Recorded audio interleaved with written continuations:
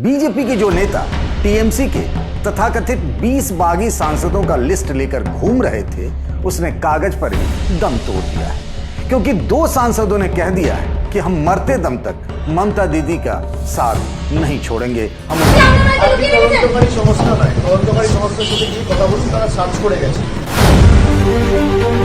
अहिल्यानगर में communal harmony यानी सांप्रदायिक सौहार्द बिगाड़ने की बड़ी साजिश नाकाम हो गई है।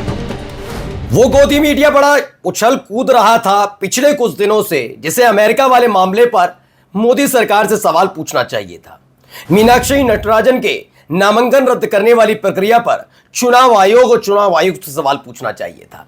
लेकिन टीएमसी में एक एक करके जिस तरह से सांसद बागी हो रहे थे और टीएमसी का वजूद हिल रहा था, उस पर उछल रहे थे। करारा झटका बीजेपी को भी लगा है। जी हां, भारतीय जनता पार्टी के साथ साथ गोदी मीडिया और खास तौर पर जो टीएमसी के बागी सांसद हैं, उन्हें तगड़ा झटका लग गया। अब चाहे वो बीजेपी के साथ जाए या कहीं जाए, क्लियर बात है, अब उनकी संसद सदस्यता बचने वाली नहीं है, क्योंकि टीएमसी के या यूं कहा जाए ममता बनर्जी के एक सच्चे सिपाही ने या यूं कहा जाए उनके सबसे करीबी नेता ने पूरी बाजी पलट दी है। कल तक जो लिस्ट लहराई जा रही थी ना, उस लिस्ट का अब कोई मायने नहीं है, क्योंकि जो संवैधानिक तरीका है उसके मुताबिक तकरीबन 2/3 सांसदों की मौजूदगी जरूरी है, बागी उन्हें जरूरी है, तभी वो नई पार्टी बनाकर चाहे वो बीजेपी के साथ जाए या किसी राजनीतिक दल के साथ जाए, लेकिन ऐसा होने नहीं जा रहा है। सारा खेल बिगड़ गया। पिछले 24 घंटे के अंदर क्या हुआ वो दिखाऊंगा, कैसे खेल बिगड़ा।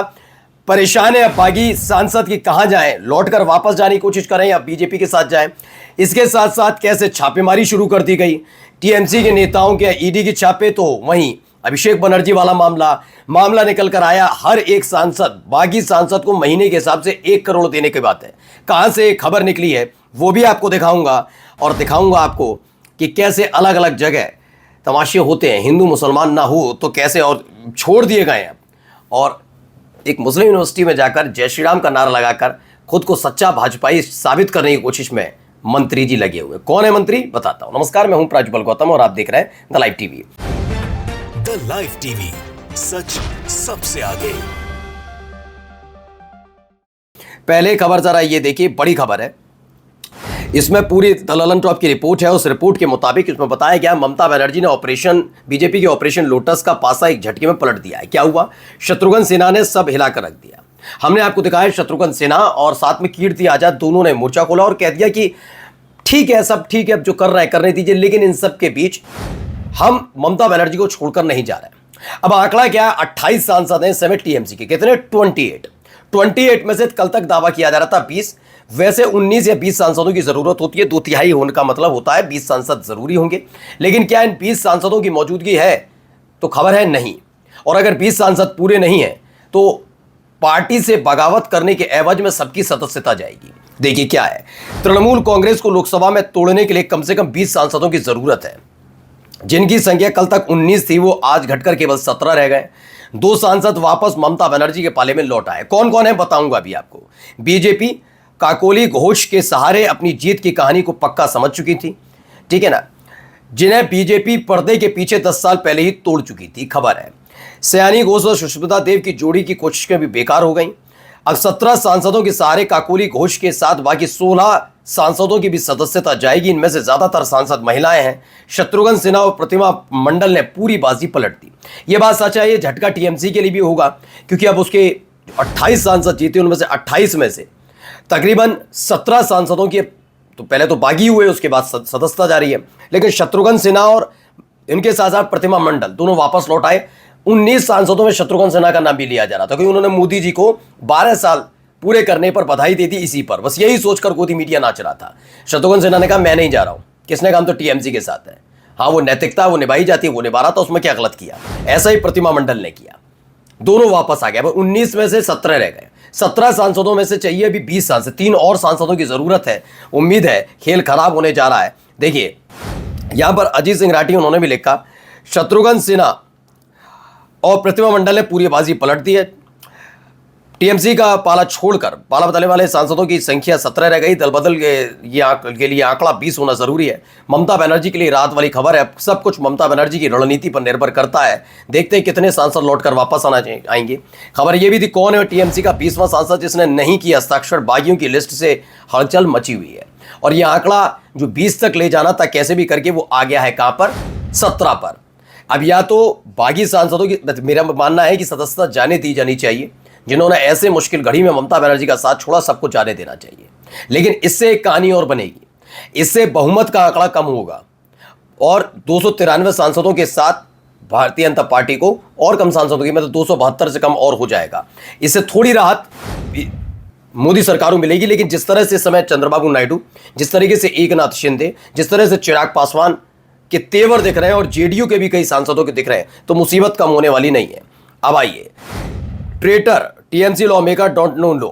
तो उन्होंने कहा टीएमसी के जो ये सांसद वगैरह है, सांसद है, विधायक, इन्हें लॉ ही नहीं पता। कॉन्स्टिट्यूशन 91 जो हमें अमेंडमेंट है 2003, उसके लिए ज़रूरी है कि आप अगर अपनी पार्टी के सांसद एकजुट होते हैं तो 2/3 की ज़रूरत है। फिलहाल इनकी सदस्यता जाएगी और अब चुनाव लड़कर जीत कर दिखाएं, कह रही हैं महुआ मोइत्रा। इन सब के बीच एक बड़ी खबर आ गई। खबर यह निकल कर आई है कि शत्रुघ्न सिन्हा ने तो बाजी पलटी। उधर कीर्ति आजाद ने कह दिया, बीजेपी के सांसदों में कीर्ति आजाद ने कहा कि कुछ की 5 करोड़ में डील हुई है, कुछ 50 में ही मान गए। यानी एक निकल कर आया है कि 1 करोड़ रुपया देने की बात चली है हर महीने हर एक सांसद को, साल 2029 तक दिए जाएंगे, ऐसा कहा जा रहा है जब अगला लोकसभा चुनाव होगा। इस तक की देखिए, इसमें भी खबर है। सत्य हिंदी न्यूज चैनल पर वरिष्ठ पत्रकार आशुतोष से बातचीत में पत्रकार भूपेंद्र चौबे ने टीएमसी के बागी एमपीज पर हैरान करने वाली जानकारी दी। भूपेंद्र चौबे ने कहा कि उनके भरोसेमंद साथियों ने महत्वपूर्ण जानकारी दी है। बागियों को हर महीने 1 करोड़ रुपया अगले लोकसभा चुनाव तक मिलता रहेगा। पूछते हो ना कि कह रहे थे वो 1000 करोड़ वाला, हुमायूं कबीर वाला मामला और ये मामला कह रहे थे ना, देख लीजिए। यानी अगर ये 19 सांसद, अब तो 17 ही रह गए और इनकी सदस्यता नहीं रहेगी तो बीजेपी क्यों देगी ने फिर, जैसा कि कहा जा रहा है। दावा मेरा भी नहीं, दावा तो भूपेंद्र चौबे का है। लेकिन फिर भी मानकर चलिए अगर पैसा बहाने की कहानी आएगी तो जब तक आप मोदी सरकार के काम नहीं आएंगे, जब तक वो दबाव जो कभी टीडीपी, कभी एकनाथ शिंदे, कभी किसी और के थ्रू मिलता है, इन बागी सांसदों की वजह से उसमें सहूलियत नहीं मिलेगी और इनकी सदस्यता चली जाएगी तो किस काम के, तो क्यों मिलेगा पैसा। अब ये वापस जाएंगे, क्या वापस लेंगी ममता बनर्जी ने, या फिर ये यहीं रहेंगे तो ये इनकी सदस्यता जाएगी। ये तमाम चीजें होने जा रही हैं। अब आइए अगली खबर। ऐसी खबर आई वैसे ही पहुंच गए अभिषेक बनर्जी के घर पर पुलिस पहुंच जाती है। जरा देखिए।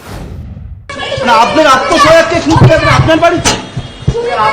আপনি তদন্তকারী সংস্থা নয়, তদন্তকারী সংস্থার সাথে গিয়ে কথা বলুন, তারা সার্চ করে গেছে, উত্তর তারা দেবে। আমি তদন্তকারী সংস্থার প্রতিনিধি নই, ঢুকিয়ে রেখেছি কি না আমার পুরো বাড়ি সার্চ হয়েছে, उत्तर तदंतकारी संस्था। तो देखिए 2 बजे पहुंची है अभिषेक बनर्जी के घर में छापा मारने कितने कर्मठ पुलिस वाले। अब इसको लेकर अभिषेक बनर्जी ने कहा जो सुनना भी चाहिए, जरा सुनिए।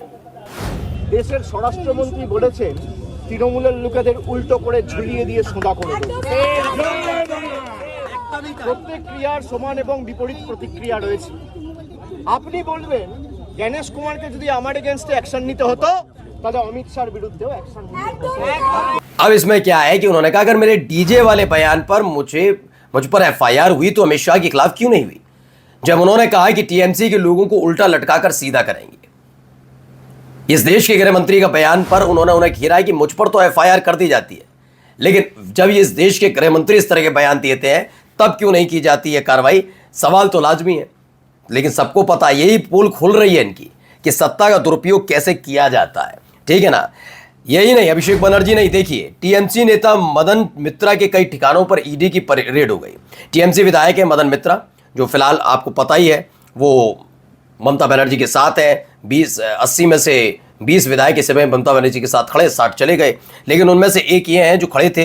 मदन मित्रा के कई ठिकानों पर ईडी की रेड जारी है। केंद्रीय जांच एजेंसी ईडी की टीम ने मदन मित्रा के 7 ठिकानों पर दबिश दी। ईडी कोलकाता टीम ने एक कार्रवाई टीएमसी विधायक और पूर्व मंत्री मदन मित्रा पर लगे म्युनिसिपैलिटी भर्ती घोटाले के सिलसिले में हो रही है।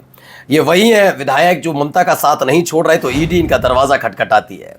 और वाकई आप देख ही रहे हैं क्या हालात है क्या नहीं है। सबका अपना अपना चल रहा है कि क्या क्या करना है क्या नहीं। इस पर साकेत गोखले ने भी एक बात लिखी है, जरा पढ़ के बताता हूं कि साकेत गोखले के मुताबिक उन्होंने क्या लिखा और उन्होंने क्या कहा इस पूरे मामले पर, और गंभीरता से इस पर पढ़ना चाहिए क्या कह रहे हैं। साकेत गोखले ने लिखा कि द टीएमसी ट्रेटर एमपीज यानी टीएमसी के गद्दार सांसद बीजेपी से मिले करोड़ों रुपए के लालच में इतने उत्साहित हो गए कि उन्होंने कानून को पढ़ने की भी जहमत नहीं उठाई। जानिए क्यों उनका खेल पहले ही खत्म हो चुका। पार्टी को तोड़ने की कोशिश अब बेकार है। 91वां संविधान संशोधन ने इसे खत्म कर दिया है। कानून के तहत अलग गुट बनाने पर कोई सुरक्षा नहीं मिलती। मर्जर के लिए पूरी पार्टी का विलय होना जरूरी है, ना सिर्फ लेजिस्लेटिव पार्टी यानी विधायक या सांसद दल का। वे तभी विलय कर सकते हैं जब पूरी टीएमसी का बीजेपी में विलय हो, जो हमारी जिंदगी में तो होने वाला नहीं। इसलिए 20 सांसदों या 2/3 की बात तो छोड़ ही दीजिए, अगर उनके पास 28 में से 25 लोगों के हस्ताक्षर भी हों तब भी वे बीजेपी में विलय नहीं कर सकते। ये बीजेपी में टीएमसी को तोड़कर असली टीएमसी जैसे शिवसेना में नहीं किया कि असली शिवसेना एकनाथ शिंदे वाली, असली एनसीपी अजित पवार वाली, वही यहां पर ये चाहते थे। असली एलजेपी किसकी वाली, पशुपति पारस वाली, सारा इन्होंने खेल किया। बीजेपी ने यही किया है, अपनों को भी नहीं बख्शा इन्होंने, वही करने की कोशिश थी। हाँ, आप टूटकर नई पार्टी बनाकर उस पार्टी का विलय कर सकते हैं, टीएमसी का नहीं। कल से बहुत दिनों से चल रहा है ना, टीएमसी टूट गई, टीएमसी खत्म हो गई, ऐसा कुछ नहीं है, ये कह दिया गया है। और जरा नफरतियों की तरफ भी नजर डालते हैं, क्या हो रहा है जरा देखिए। ये देखिए, सांप्रदायिक सौहार्द बिगाड़ने की कोशिश होती है, ये जाती हैं वहां कुछ फेंकती हैं, उसके बाद ये तमाम चीजें ये करवाया गया। ये क्या है, स्वाति विक्रम भोसले हैं, मिस यूजिंग मुस्लिम वुमेन्स ट्रेडिशन अटायर यानी बुर्का पहन के पूरा पहुंचती हैं। और उसके बाद ब्रह्मानंद गली के पास रात को ईद उल अदा के मौके पर ये वहाँ मीट फेंक देती हैं जो कम्युनिटी टेंशन बढ़े। लेकिन पुलिस ने इस पूरे मामले पर जांच पड़ताल की, 100 सीसीटीवी फुटेज खंगाले और आखिरकार इन्हें गिरफ्तार कर लिया है। नमस्कार। द लाइव टीवी, सच सबसे आगे।